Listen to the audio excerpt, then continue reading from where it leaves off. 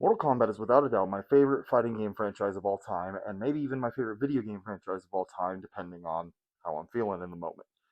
And it's got a new movie coming out, or has already come out, depending on when you're watching this movie. And that got me thinking about the old Mortal Kombat movies and the most recent one back in 2021. Now, the original Mortal Kombat movie came out in 1995, and then the newest one came out in 2021. And they are both the beginnings of a new franchise of movies. So I thought it'd be fun to take a look at both of those movies and see which one I prefer. Now, keep this in mind. I'm not reviewing these movies from the perspective of like which is the better film, which is the better piece of art. Nah, I'm sitting here dressed like Sub-Zero trying to figure out which one is the best from a Mortal Kombat super fan's perspective. So, sit down, shut up, grab a drink. Don't actually shut up. You can talk all you want. And we're going to go look at Mortal Kombat 1995 and Mortal Kombat 2021. Yeah, okay. This mask is cool as fuck, and I love wearing it, and I can wear it all day on a con floor. But I don't think you guys want to hear me sound muffled for the next however fucking long this video is. So, the mask will go sit on the shelf next to the dragons. He's there. The structure of this video is going to be a little different than maybe some other comparison videos you've seen. I'm not going to break it up into sections based on character, story, da da da. I'm just going to talk about both movies individually and then figure out which one I like more at the end. Simple as that. This is not going to be a full plot synopsis, but just in case, spoilers ahead for a 30-year-old movie and a 6-year-old movie, 5-year-old movie. Time's weird. We're going to start with Mortal Kombat 1995, or just called Mortal Kombat. So, this movie has a lot of good things going for it as a Mortal Kombat movie. It's got the feel of the old video games, the old arcade games, in Mortal Kombat 4 even. It's got the look right, to an extent. But one major flaw it has is its PG-13 rating. So the first big negative for Mortal Kombat 1995 is there's no gore, at all. The violence is barely there, and frankly, most of the fight scenes are ass. As a martial artist myself, going back and watching the 1995 Mortal Kombat for this video, I was like, oh yeah, all these fight scenes are going to be cool. Some of them were, the rest of them were awful. The fight between Sonya and Kano is so bad. So awful. The fight between Liu Kang and Katana is really bad. The fight between Johnny Cage and Goro is the most anticlimactic thing in cinema history, frankly. It's just bad. But there are some good ones, like the Liu Kang versus Sub-Zero fight's really good. The Liu Kang versus Shang Tsung fight's really good. Pretty much anytime Liu Kang is in a fight, it's really good. And honestly, the Johnny Cage versus Scorpion fight's also pretty good. Now, does that mean the film is necessarily a bad Mortal Kombat movie because some of the fight scenes are bad? No, it was a freaking video game martial arts movie in the 90s. Half of the actors didn't know how to fight, and some of them were being trained to fight as they were filming scenes. In the case of Sonya's actress, because she was cast at the last minute when Cameron Diaz broke her wrist training to play Sonya Blade. She was a replacement. She didn't have time to learn. She had to learn on the fly. And that's why every time she fights in the movie, it's fucking awful. On the topic of the cast, the 1995 Mortal Kombat movie actually does have a pretty solid cast for the most part. Weakest link is definitely Sonya's actress. Obviously she was cast last minute, but she just doesn't feel like Sonya to me. You know what I mean? But Johnny Cage, phenomenal. Liu Kang, phenomenal. Raiden is okay. I know I'm going to piss a lot of people off with that.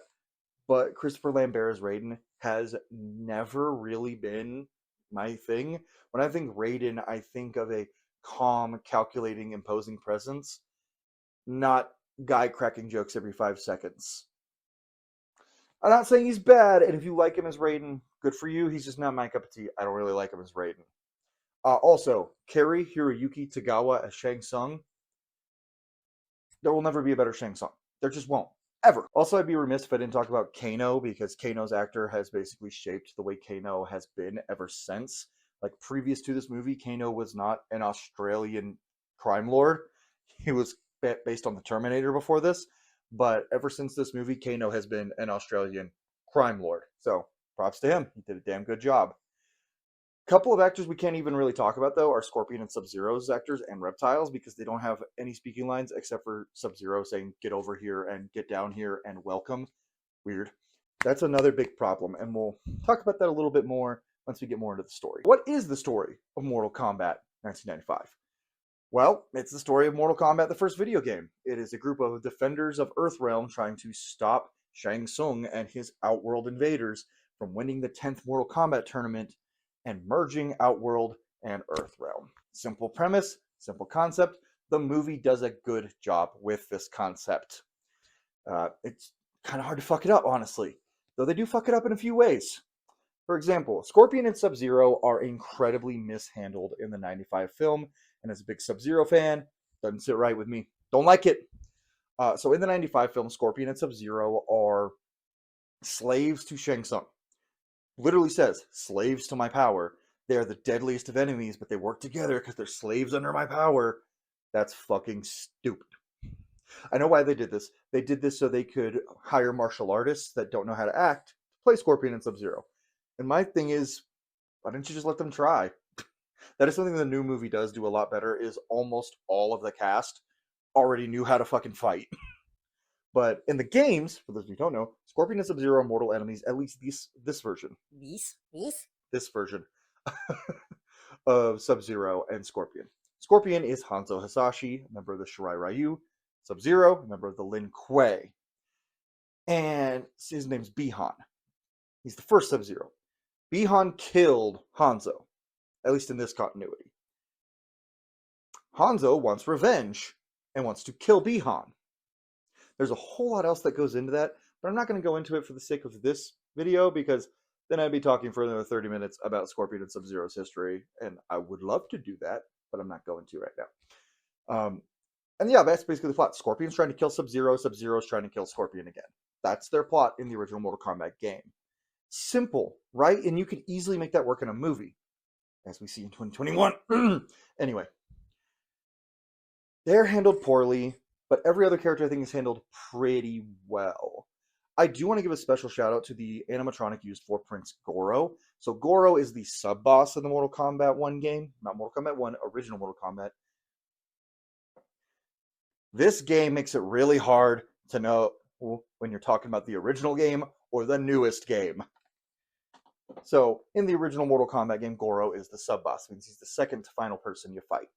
And the fight with Goro and Johnny Cage is really fucking bad, partly due to the fact that Goro is completely animatronic, which is a fucking marvel. It was apparently a $1 million animatronic, and it looked fucking great for the time. Like, fucking amazing.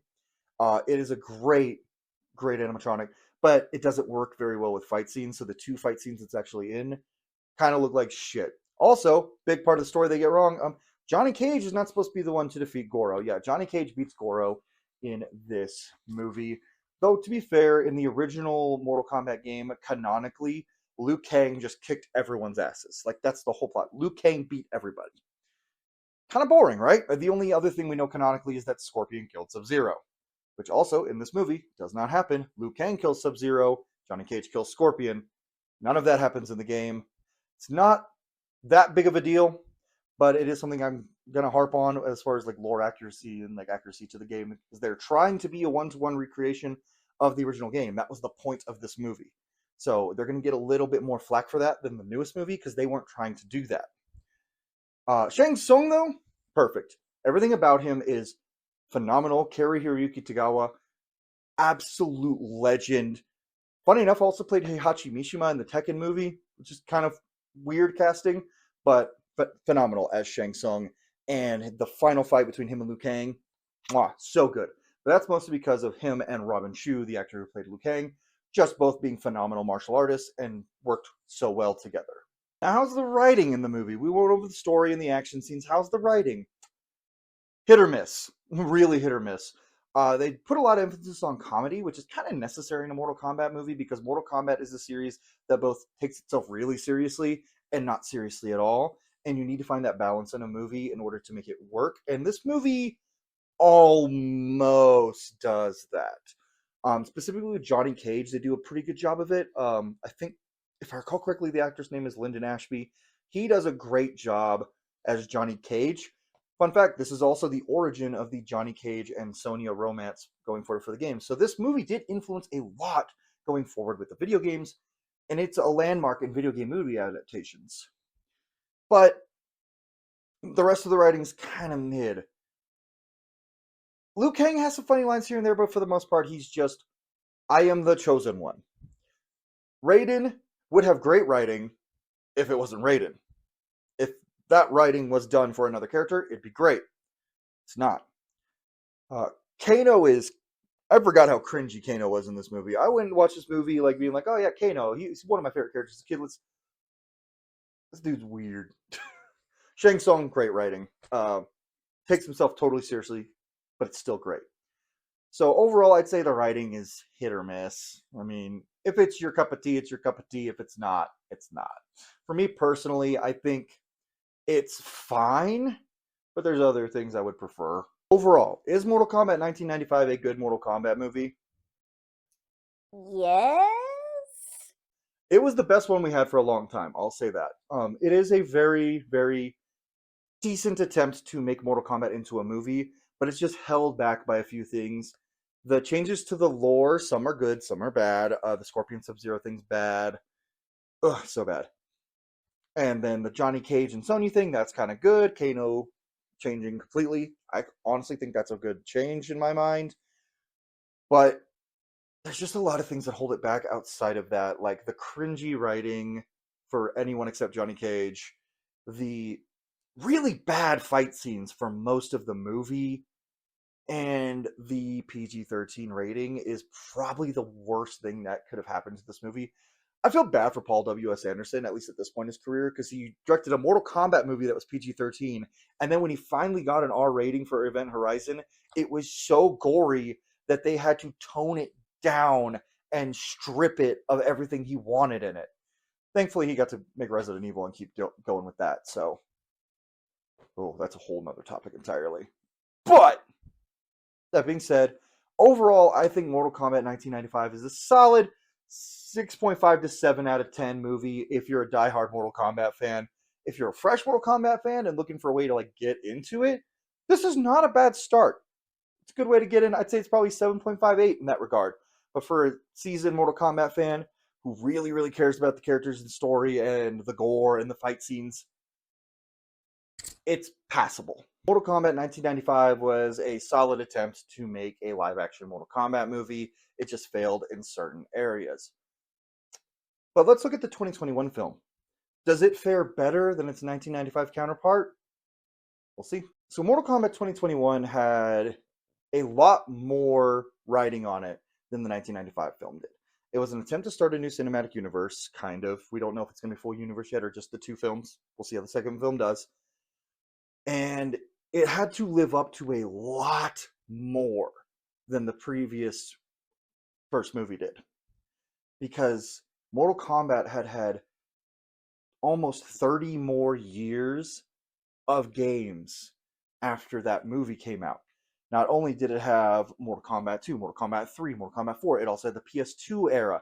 It had the modern games, Mortal Kombat 10, Mortal Kombat 11, Mortal Kombat 9. It had a lot to live up to. So do I think it held up? Shockingly, pretty much. Mortal Kombat 2021 came out after the release of Mortal Kombat 11. So the question was, what was this film going to do? Was it going to tell the story from Mortal Kombat 9 onward after the reboot? Was it going to go back to basics with the original Mortal Kombat? Was it going to do its own thing in its own universe? The answer is that one, but kind of also the other two at the same time.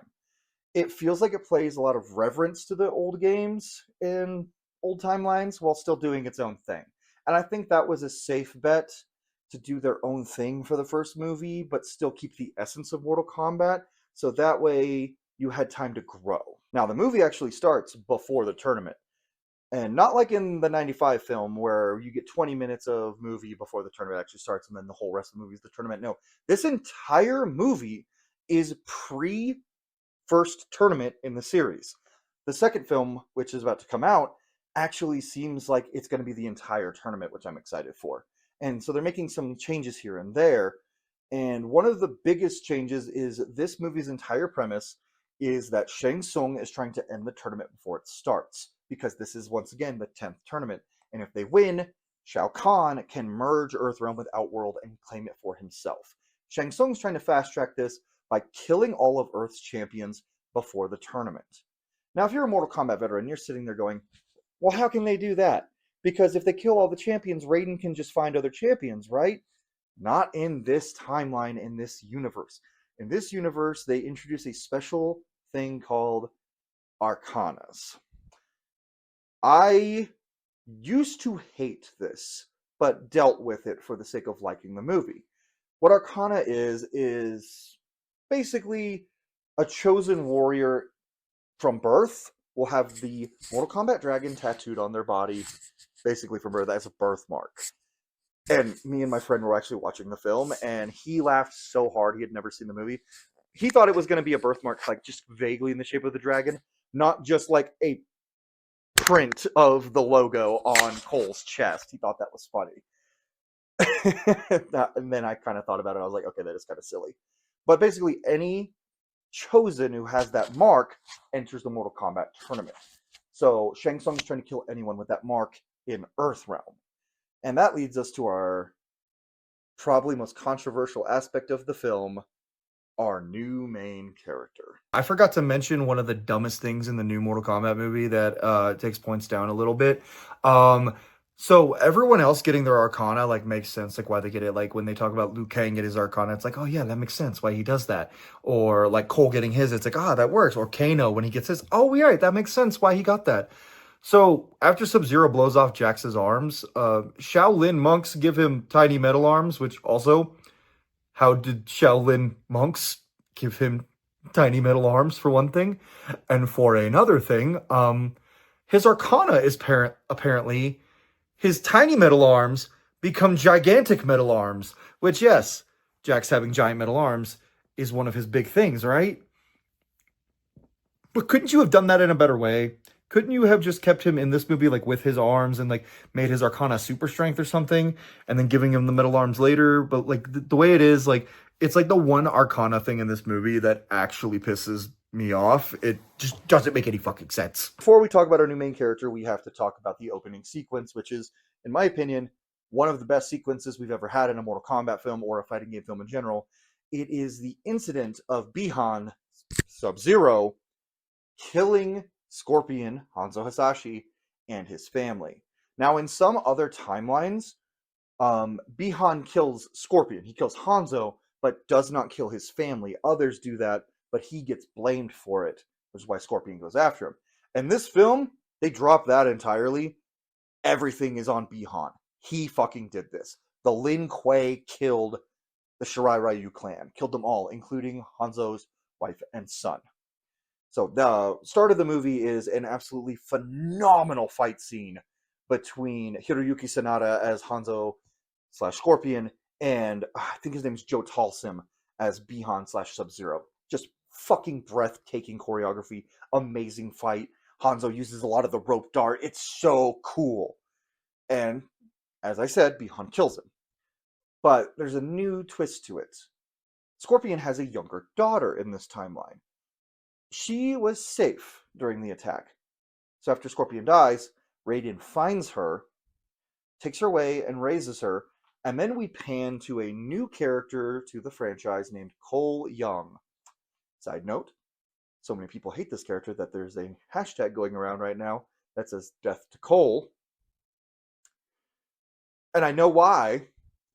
But man, when I make Mortal Kombat videos and that hashtag goes in my comment section, It's a little concerning. Cole, I actually hated at first. I hated the entire idea. I was like, why the fuck are you making a new main character when you could just use Johnny Cage or use a number of other characters? Apparently, it was an executive like mandate. Like Warner Brothers was like, hey, you have to have a character like this that's an audience surrogate. And funny enough, Cole doesn't really actually feel like an audience surrogate at all in this film. And I'll get to why when we get to characters, but I actually don't mind him now. watching the movie for this video is actually the first time I'd seen it in quite a while, and I actually kind of liked Cole. I didn't mind him. He was just kind of there. Like, it's not like he was hurting anything. Like, he wasn't doing irreparable damage to anything in the Mortal Kombat lore, except unless you maybe consider him being Scorpion's descendant damage, but I don't. I think that's kind of cool, actually. His bloodline lives on for the first time. And I just don't think he's that big of a deal, but so many people hate him simply because he is a new character that was in the main character spot in the first film, even though it seems from the trailers that it's pretty clear he is not going to be the main character in Mortal Kombat 2. But I digress. Cole is the descendant of Hanzo Hasashi, but he does not know this. He has the birthmark on his chest. First thing we see of him is him. They try to say he's getting his ass kicked in this MMA fight, but as a fighter myself, he was dominating that fight until he just stopped fighting and let that guy get him in a fucking iron crucifix and then choke him out. Cole had that fight won. Anyway, then we get introduced to the mammoth arms that is Jackson Briggs, my boy. I just fucking love Jax. He was one of my mains back in the old days. In MK2 and MK3 in particular, I always used Jax. And as you can see, I modeled some of my life off of him. But Jax shows up and he just starts questioning Cole about the tattoo and about his fighting skills. We then find out that Shang Tsung is sending Sub-Zero out to kill all the champions of Earthrealm, which is Cole and Jax. Jax explains all this to Cole. Then he tells Cole to go find Sonya so he can fight Sub-Zero. Sub-Zero freezes his arms. Boom. So that's our introduction to Cole Young. And he doesn't really do much for the rest of the movie. Most he does in the movie is fight Kung Lao, either get his ass kicked or beat Kung Lao in a fight, and then Kung Lao pulls out his hat and beats his ass. And mope that he doesn't have his Arcana. Oh, why don't I have my Arcana? Which brings me to another point in this movie that was a thing that I hadn't really thought about, but my buddy Steve pointed out when we were watching it. Raiden's fucking useless in this movie. Raiden is well acted, and the effects look great. Everything about Raiden is cool, but he is a horrible Guardian of Earthrealm in this movie. And my buddy Steve knows a lot about the lore of Mortal Kombat, but not as much as I do. And I clarified, that's in character. Raiden has always been a terrible Guardian of Earthrealm in the games. And but it just really hit hard because he was like, what is Raiden doing while Kung Lao and Liu Kang are training Cole and Kano? He's not doing shit. That's what he's not doing. So that's going to be one of my negatives for this movie is Raiden. Just Raiden. Speaking of Kano and other characters, let's talk about the rest of the cast that is not Cole. Jax, perfect casting. Love Jax as a character to death, and love the casting of Mehcad Brooks. He's so good. The actress who played Sonya is the best Sonya Blade we've ever had in live action, period.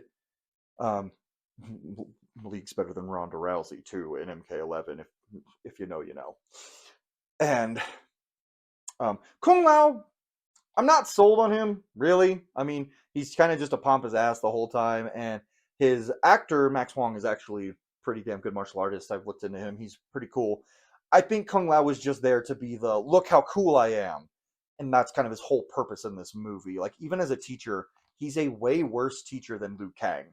Liu Kang, played by Ludi Lin. I might speak blasphemy here. I think he has the potential to be a better Liu Kang than Robin Shu was in the original movie. In these two films in particular, I do think the original Liu Kang is a little bit better, but they're setting up Ludi Lin's Liu Kang to be amazing. And everything I've seen in the trailers of him for the second movie, he looks like he's doing a damn good job. So I'm hopeful. What's it? Kano. Oh my god. Remember how I talked about Kano in the last movie about how I was like, oh, this guy's cringe. This guy kind of sucks. Kano in the 2021 movie is the best part of the fucking movie. Kano and Cabal, just they're like, whenever they're bantering with people, Cabal is not in the movie much, but when he is in the movie, he's fucking great. Kano is the best part of this movie. Absolutely. He's the funniest thing in the movie. He's cool as shit. And you're both happy and sad when he gets his comeuppance. So he's great. Chin Han, who plays Shang Tsung, that man's fighting an uphill battle. he's got to compete with Cary Hiroyuki Tagawa. He does a solid job in this movie. Overall, the cast in general is solid across the board. There's no like duds, unless you want to count like Reiko and Natara, who don't have any speaking lines. They're great. Goro is also brought to life in this film, completely using CGI, but he looks fucking awesome, so I'm not going to complain. All right, so that's the cast overall. I'd say probably solid 9 out of 10. Great, awesome. Like even the character, when I had issues with the characters doing stupid shit, I still fucking loved the cast. They did a phenomenal job. Speaking of the characters doing stupid shit, I talked about how Raiden was being a shitty teacher and wasn't doing his fucking job training Cole and Kano. And if you're gonna fucking come at me and say, well, that's not Raiden's job, he's the guardian of Earth. What the fuck else was he doing right then? He's not actively making his little bubble to protect everyone. He made a bubble to protect everyone from Shang Tsung, by the way. But he's not doing shit. But also, Kung Lao's kind of a shitty teacher too. All he does is beat up Cole and then tell him he sucks, even though if you actually watch the fight scenes, Cole was kind of handing his ass to him before he started using his hat. Kung Lao in this movie is cool, but he pisses me off a little bit. But it also gives time for Liu Kang to shine, because there is a lore change here that is pretty big implications, honestly. In the original games and the original film, Liu Kang is the descendant of the great Kung Lao, the Kung Lao from centuries past who defeated Shang Tsung and saved Earthrealm from losing a 10th tournament way back in the day. In all of the games up until now, both Liu Kang and Kung Lao have been descendants of the great Kung Lao. But in this film, only Kung Lao is of that lineage. Liu Kang calls himself a gutter rat. He basically, Master Bo Raicho found him in the gutter, raised him, and he became a good warrior. And they do kind of a little flip from the games, because in the games, Liu Kang is the chosen one, Kung Lao is the understudy. In this film, they play it a lot differently. Kung Lao is the chosen one, Liu Kang's the understudy, in pretty much all things. Even though in the film, apart from actually fighting, Liu Kang does everything Kung Lao does better than him. He's a better teacher, he's a better leader, he's a better motivator, he's better at consoling people. He just does everything better. But Kung Lao's better at fighting, I guess, so he gets to be the chosen one. So now we talked about the cast and a little bit about the story. How are the fight scenes? I am pleased to say, infinitely superior to the 95 film, mostly. I do still think the fight between Shang Tsung and Liu Kang in the original film and the fight between Liu Kang and Sub-Zero in the original film are really damn cool, but they just don't make sense in the lore. And this is something I didn't talk about in the 95 film. Big pet peeve of mine with that movie is none of the characters really use their special moves more than once. Sub-Zero does like 2 ice attacks. Scorpion throws out his spear, which for some reason is a little monster that lives in his hand, like 3 times in the whole movie. And then it breaks when he fights Johnny Cage. Johnny Cage does 1 shadow kick. Liu Kang does 1 fireball. In this movie, Liu Kang is throwing fireballs all over the place. Sub-Zero is using his ice powers liberally, and it was so cool to see like realistic ways of using ice powers, like just dragging his hand across joints so that they freeze and it's harder to throw punches, it's harder to do anything. That was really cool to see. Also, Kung Lao using his hat and teleporting. Melina teleporting. It was really cool to see everyone actually using their fucking abilities from the game, because no other Mortal Kombat live action anything has really had them do that. They tried an Annihilation, but it just looked weird.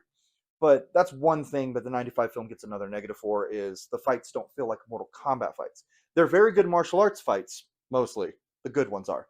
But they are very bad Mortal Kombat fights. Now, on the note, the new movie, every fight feels like it belongs in Mortal Kombat.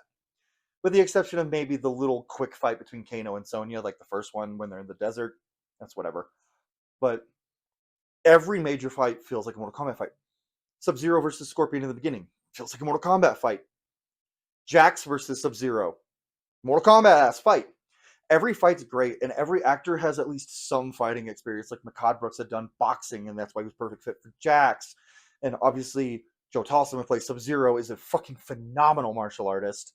And same thing with Hiroyuki Sanada. And Louis Tan, the guy who played Cole, phenomenal martial artist. And he did a great fucking job in this movie, I will say, in the fight scenes. All the fight scenes are fucking great. Love them all.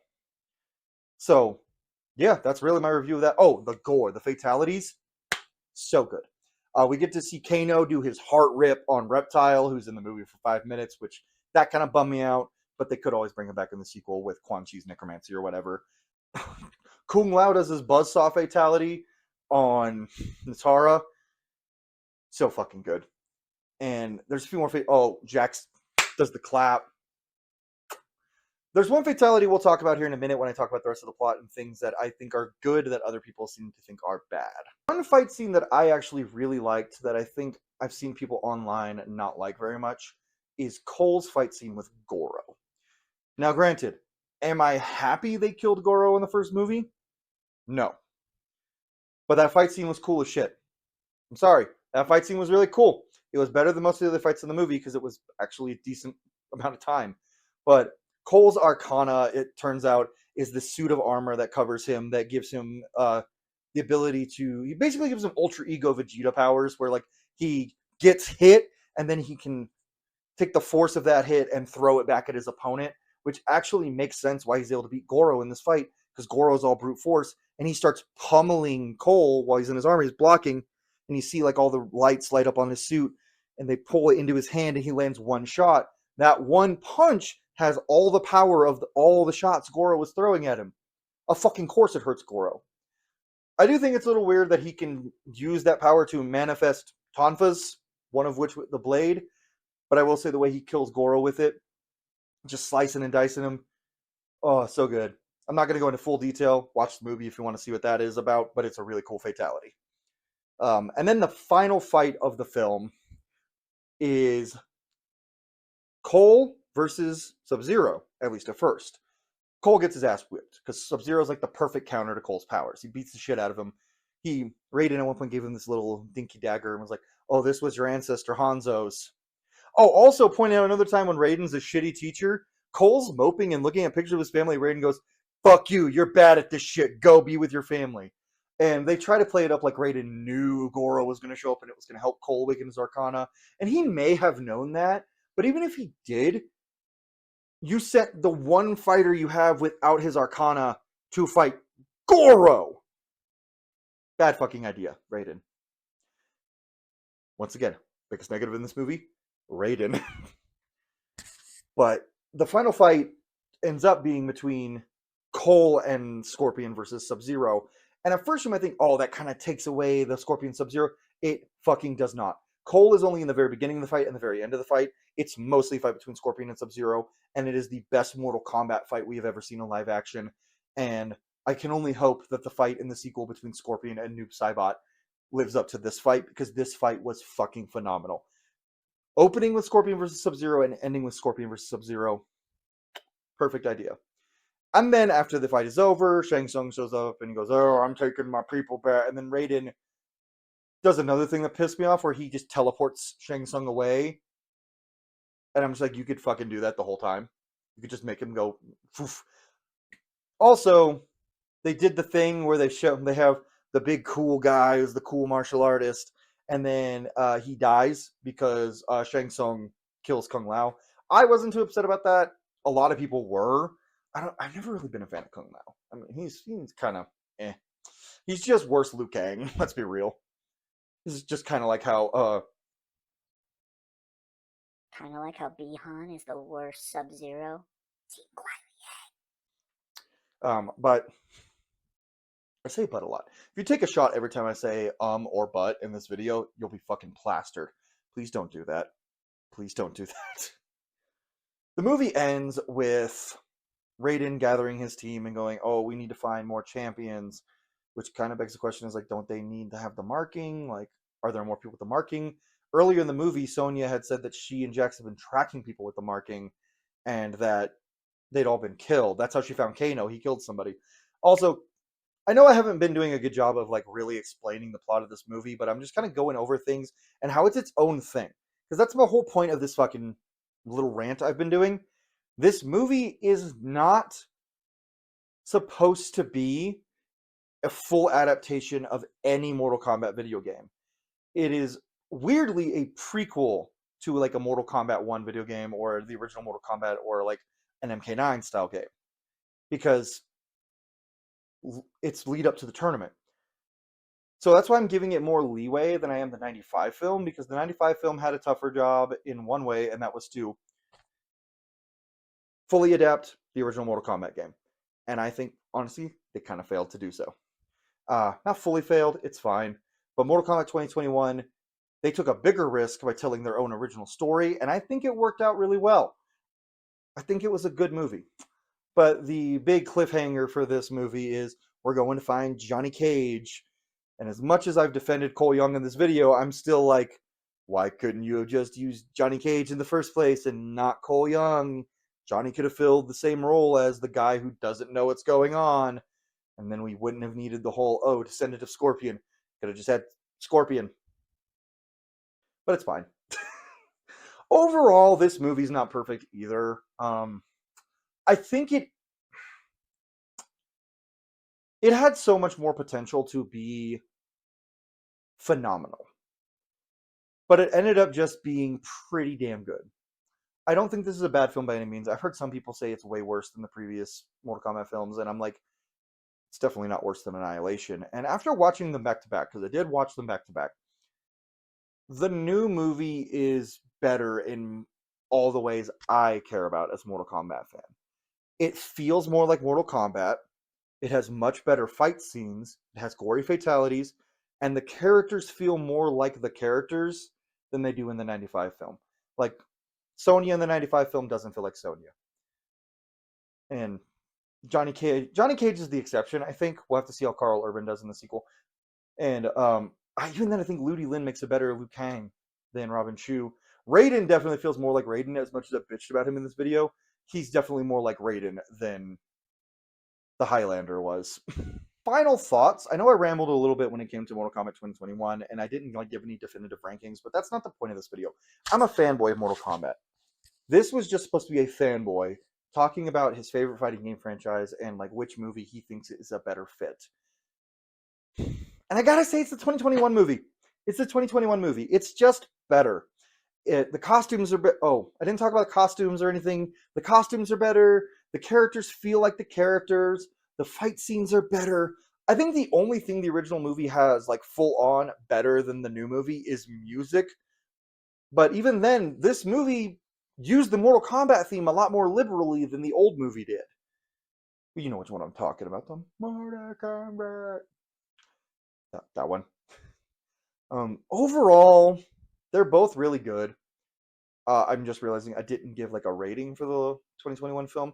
Overall, as a Mortal Kombat film, I give it a solid 8 out of 10. 7.5 to 8, if I'm being real, as a fanboy. It's nowhere near perfect, but it is significantly better than everything that came before it as a Mortal Kombat film. I'm not counting the animated films in this, because you can get away with a lot more in animation than you can in live action, and you're allowed to be more accurate, because you don't have as many things you need to do to make it good, and for the mass appeal. Because those animated movies aren't for mass appeal. They are here, 30 Mortal Kombat fans that are going to watch this today, it's up on YouTube now. I know a lot more of us watch it. I mean, I watch the shit out of those animated Mortal Kombat films. But at the end of the day, when it comes to live action, the 2021 film is the best Mortal Kombat film we've had so far. Because it's better than the 95 film, which means it's a hell of a fucking lot better than Annihilation. I will talk about Mortal Kombat Annihilation soon. I don't want to, but I will. So overall, that's my opinion. I think the 2021 film is a better film than the 95 film. If you disagree, hey, we all have our opinions, right? If you disagree with specific things I said in this video, hey, great, we all disagree. But don't go in the comments and just be like, oh, you missed talking about this part of the movie, you missed talking about this part. Going over the story was just me rambling about the things that I liked and didn't like in the film. If I didn't mention something, chances are I liked it enough, but not enough to really mention. Or I maybe disliked it, but it didn't leave a lasting impact. So that's the first films. May 8th is when the sequel comes out, Mortal Kombat 2. And Shao Kahn's the main villain of that movie. So I have some things coming in the mail. I will be making a full review of the film in my Shao Kahn cosplay, because why the fuck not? And then I will be doing a comparison of the new Mortal Kombat 2 versus Mortal Kombat Annihilation. And y'all can expect me to get a lot more animated and a lot more passionate about that because I love Mortal Kombat. It's my favorite fighting game franchise. And the first film, 95 and 2021, are both great. They both have my second favorite Mortal Kombat character, a subby boy. But Shao Kahn's my favorite. And I cannot wait to see what the new movie does with him. So you guys will see what I think of it probably next week, maybe in a couple weeks. Who knows how long it takes me to get the videos out. But anyways, thank you all so much for watching. If you enjoyed, leave a like. Subscribe if you haven't already. And I will see y'all on the next video.